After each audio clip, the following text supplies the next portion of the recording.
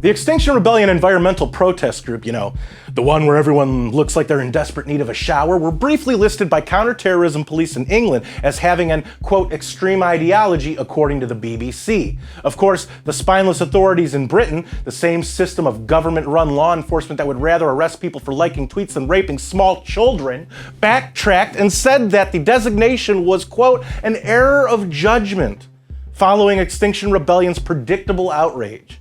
God forbid we risk offending someone or some group by calling what they believe for what it actually is, an extreme ideology. The BBC noted the comments of a spokeswoman for Extinction, emphasis on the stink rebellion. The spokeswoman said, quote, teachers, grandparents, nurses have been trying their best with loving nonviolence to get politicians and big business to do something about the dire state of our planet, and this is how the establishment responds, unquote.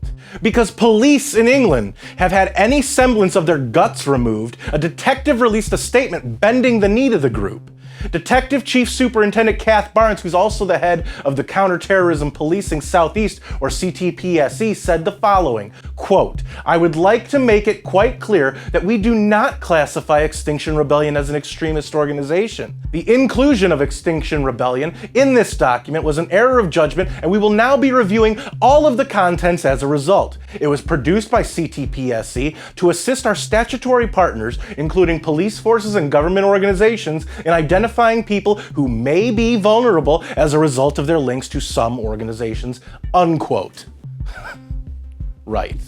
Because it's not like events that have been blamed on climate change have ever turned out to be caused because of straight up criminals, right? At least 24 people have been charged in New South Wales over deliberately lighting some of the fires that have devastated vast parts of Australia. Let me briefly break it down for you folks. You know why a group like Extinction Rebellion could even be mistaken for an extremist group? You want to know why I firmly believe the original designation of the group, having an extreme ideology, is completely accurate?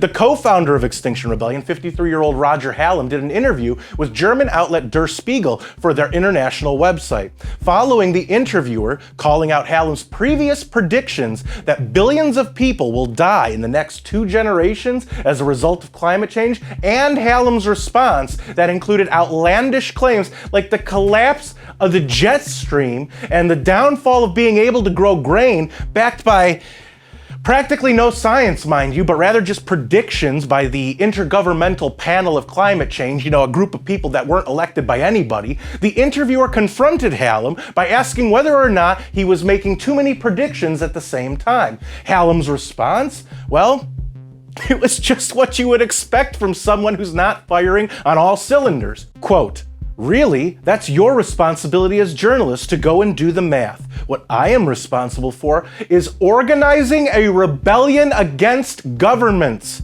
unquote. And right there is exactly why Extinction Rebellion could be considered an extreme ideology. These people essentially throw tantrums in public in order to get their way, like some 5-year-old. Hallam makes the extreme claims, so shouldn't the burden of proof fall on him to prove those claims?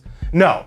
In his warped and deluded mind, he can make any claim he wants, which is technically true, and it's up to everyone else to figure out just how full of crap he is.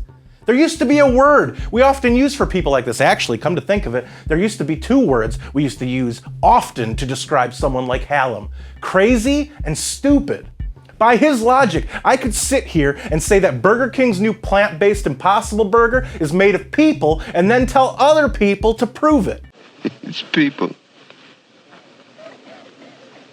Soylent Green is made out of people. Anyway, the far left doesn't want to admit, but between all of their labeling of people who hold differing opinions from them as racist, sexist, homophobic, climate-denying conspiracy theorists, opinions like the one I described above from Hallam are truly worthy of a tinfoil hat. If you like this video, don't forget to share it. That's the best way to let us know you want us to keep these videos coming. Subscribe to our YouTube channel and hit that notification bell so that YouTube might actually let you know when MRC-TV comes out with a new video. They don't always do it for me. Like us on Facebook and follow us on Instagram and Twitter. For MRC-TV, I'm Nick Kangadis.